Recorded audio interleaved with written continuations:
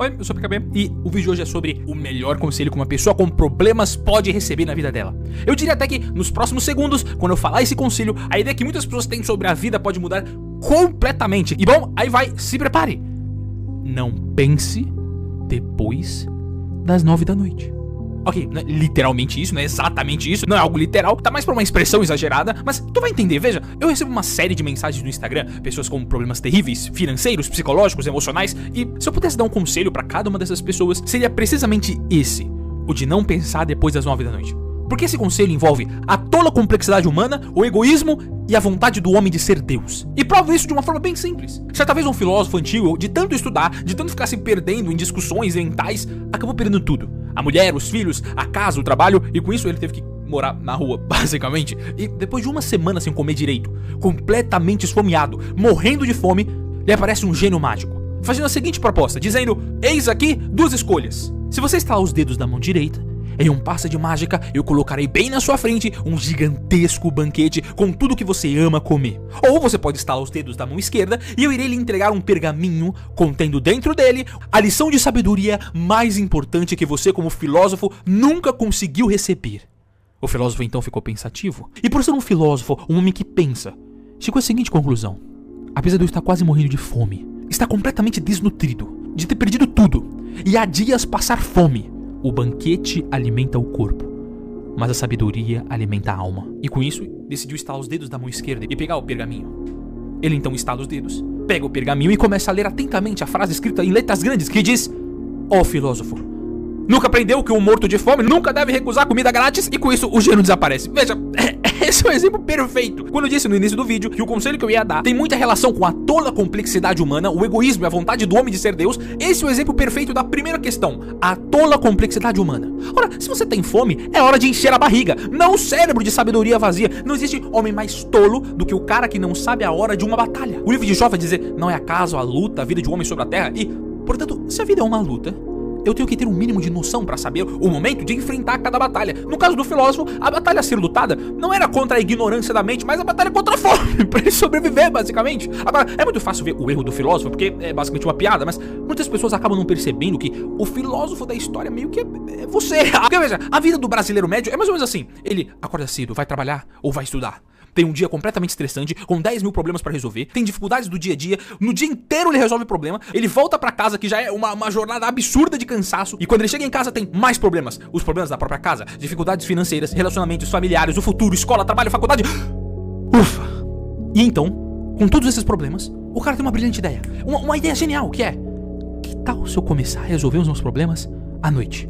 Com isso, ele não consegue simplesmente dormir, porque os problemas vêm na mente dele enquanto ele tá na cama. E ele fica lá na cama pensando em cenários imaginativos. O cara é um filósofo, que ele só pensa. Ele é um grande pensador da vida. Ele pensa muito. Ele genuinamente tenta resolver os problemas no momento em que ele mais tá vulnerável. Por isso, não me admira que é de noite que justamente acontecem casos terríveis. Homens que enchem a cara e bate o carro, ou manda mensagem pra ex, ou sei lá, faz alguma estupidez ridícula que normalmente ele não faria. Por isso é importante ter uma percepção muito clara, que é: caramba, que dia horrível foi hoje. Tenho milhares de problemas pra resolver. Nada deu certo.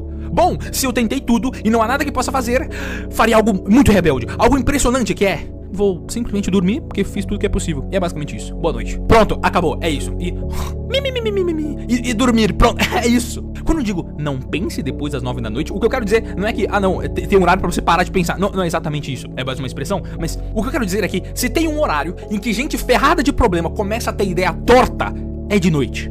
É na noite que não tem ninguém pra conversar, não tem ninguém pra dar apoio. E o humilhante, todo quebrado das porradas que a vida deu nele durante o dia inteiro, chega em casa excessivamente cheio de problemas, completamente fragilizado, e ele se depara com a noite, com o silêncio. Somente ele e a mente dele. E então começa a vir tentações, ideias ridículas, e algumas ideias que pode até fazer sentido na cabeça dele, mas na verdade são mentiras que o capeta coloca na mente dele. Se você tem um problema, faça o possível pra resolver, sem que pra isso você destrua teu corpo ou a tua alma no meio do processo. Se você tentou de tudo e ainda assim o problema não foi resolvido, faça uma das atitudes mais ousadas da terra: coloque a cabeça no travesseiro e durma. Ouse! Tenha a ousadia de dizer: tentei o meu máximo e o meu máximo não foi o suficiente pra resolver. E agora, se não depende mais de mim, agora está nas mãos de Deus. Acabou. E depois disso, durma. Veja, quando isso que o conselho desse vídeo envolve a tola complexidade humana, o egoísmo e a vontade do homem de ser Deus, nessa parte específica claramente aparece a vontade do homem de ser Deus.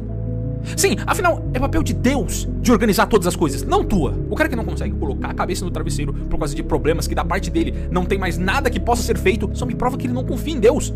Só me prova que ele se coloca na visão de Deus, onde tudo tem que estar milimetricamente cronometrado do jeito que ele pensa. Não vai ser assim. E por isso ele tenta roubar Deus do papel dele. Se eu não me engano, isso é uma frase de Santo Afonso, não sei exatamente se é de Santo Afonso, mas que ele diz: trabalhe como se tudo dependesse de você e reze como se tudo dependesse de Deus. Uma vez que o que estava ao seu alcance já foi feito, o homem deve fazer um ato de fé, digna de um filho de Deus. E note como eu estou sendo específico.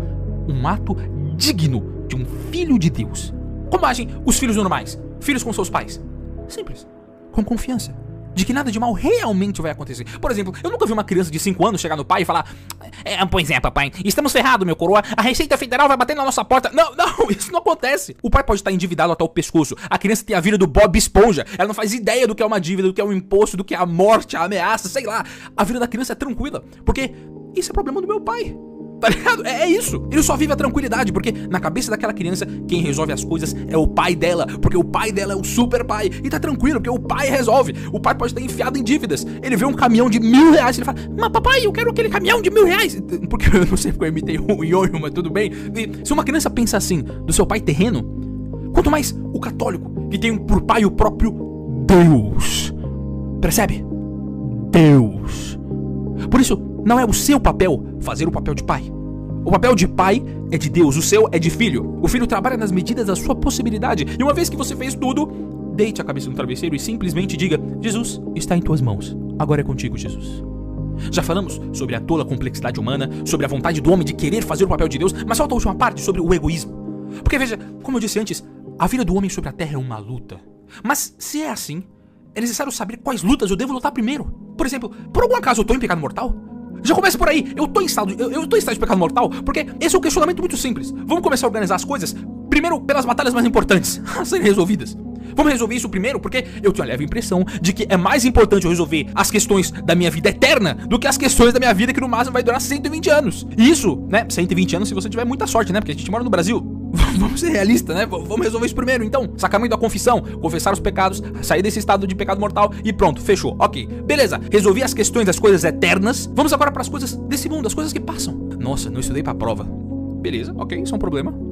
Nossa, eu não estudei pra prova e tirei 0 na faculdade. Ok, isso é um problemão, beleza. Mas não, o fato de eu não ter estudado e ter tirado 0 na prova é porque ontem eu fui pro hospital porque bati o carro, quebrei minha perna. E o carro que bateu foi justamente o de um traficante perigoso da região. E agora ele tá ameaçando minha família. Então, opa, pera. Descobrimos então qual é o problema urgente a ser resolvido. Existem problemas maiores que precisam ser resolvidos com mais urgência. Depois tu pensa na prova ou em outras coisas, mas agora, algo mais importante a ser resolvido agora. Mas agora, imagine, você foi, pediu perdão, o cara até ficou com dó, depois ajudou no tratamento da sua perna que você tenha quebrado. Você tirou 0 na prova, mas depois você estudou e tá confiante. Veja, em resumo, você fez tudo o que podia. Não deixa a ansiedade te destruir. Não fica com medo do que pode acontecer. Ai, não sei o que lá. Não. O que está ao seu alcance você faz. Agora basta entregar a Deus aquilo que não está mais no seu alcance.